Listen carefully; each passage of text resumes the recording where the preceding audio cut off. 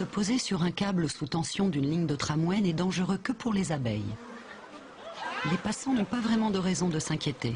Cet essaim n'a pas de miel à protéger et il est très rare que les abeilles attaquent dans ce cas.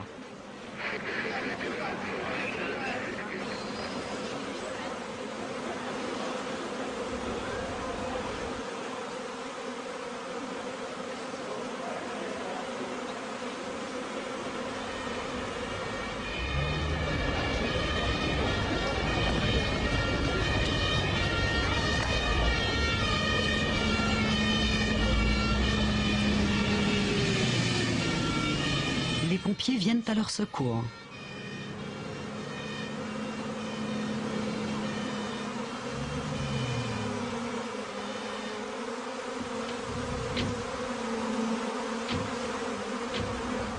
Car ce sont bien les abeilles, complètement désorientées, qui aujourd'hui ont besoin d'aide. Les pompiers ont amené avec eux des spécialistes qui pourtant semblent avoir bien du mal à maîtriser les mouvements de ces abeilles.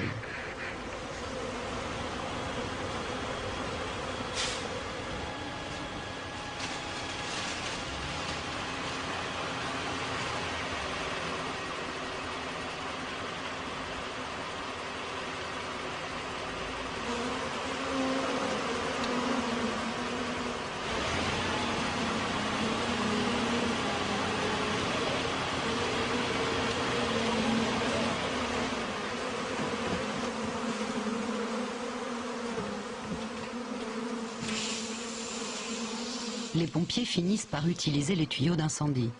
L'eau froide a le mérite de calmer les abeilles, du moins pour le moment.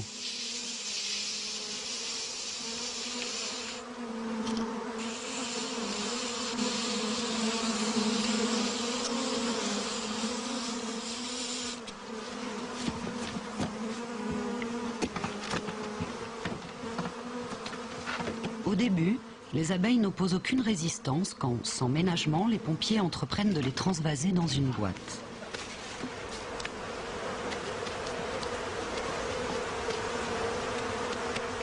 Mais ensuite, la reine, protégée de la douche froide par des dizaines de fidèles ouvrières serrées contre elle, fomente la révolte.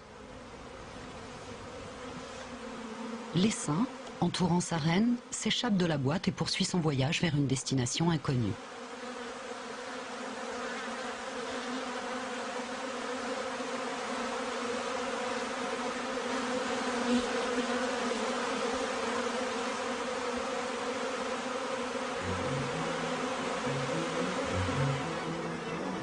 En attendant que les éclaireuses découvrent le nouveau logis qui abritera la colonie, les abeilles resserrent les rangs pour se réchauffer un peu et se protéger entre elles.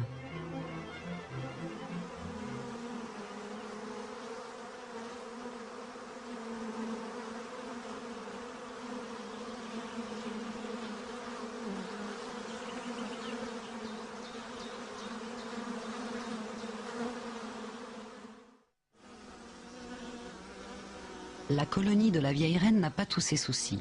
En mettant leurs forces en commun, les abeilles sont parvenues à aménager en ruche l'intérieur du tronc d'arbre fruitier.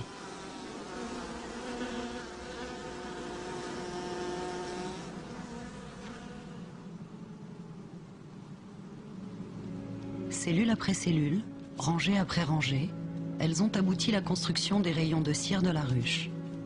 Un travail qui aura coûté cher en matériaux de construction, puisque les abeilles consomment environ 7 kg de miel pour produire 1 kg de cire.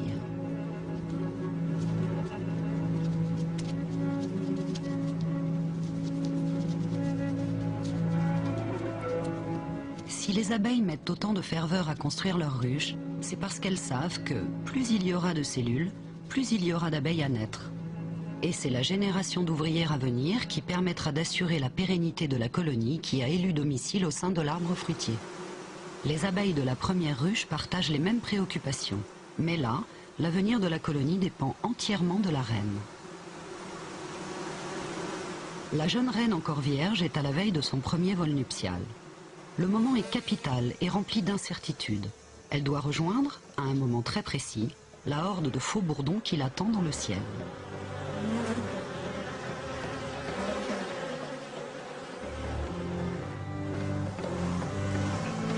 Dès que la reine prend son envol, elle est aussitôt poursuivie par les faux bourdons qui ne peuvent résister à ces phéromones.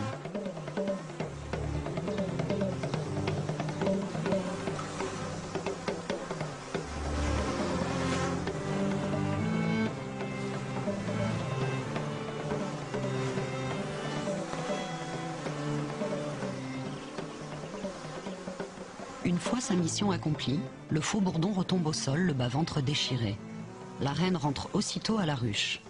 Les ouvrières savent, à la forme de son abdomen, que l'accouplement a bien eu lieu.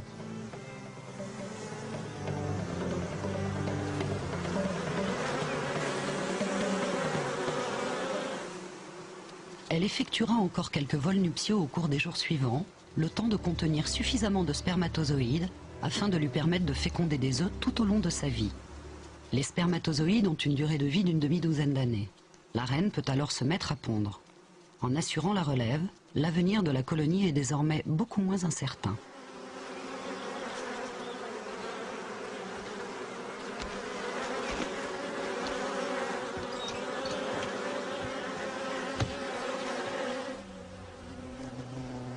Non loin de là, des frelons élèvent eux aussi leurs petits. Et avec toutes ces nouvelles bouches à nourrir, le nombre d'attaques menées contre les abeilles enregistre une soudaine augmentation.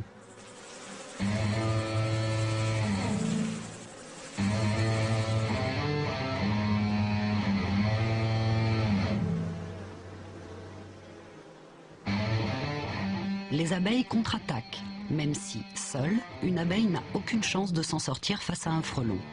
Le frelon vise les gros muscles qui assurent le mouvement de ses ailes. Mais il n'est pas rare que pendant la bataille, l'abeille perde sa tête.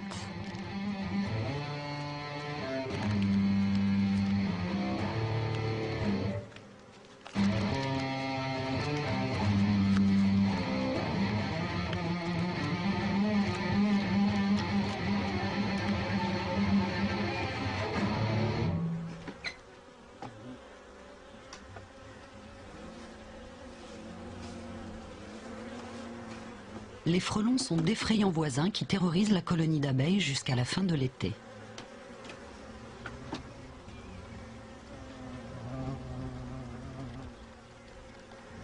Les abeilles n'ont rien à craindre de ce visiteur que voici.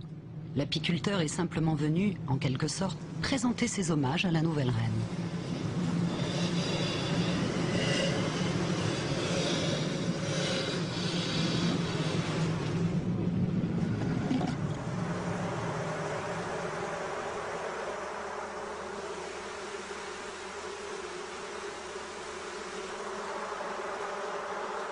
Mais ce n'est pas la seule raison qui motive sa visite.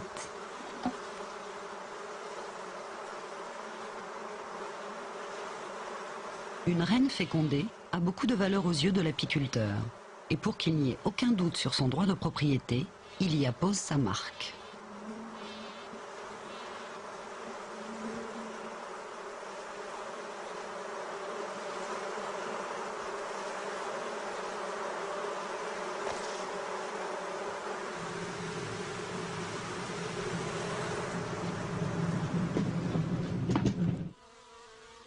Après son détour en ville, l'essaim a finalement élu domicile dans une vieille souche.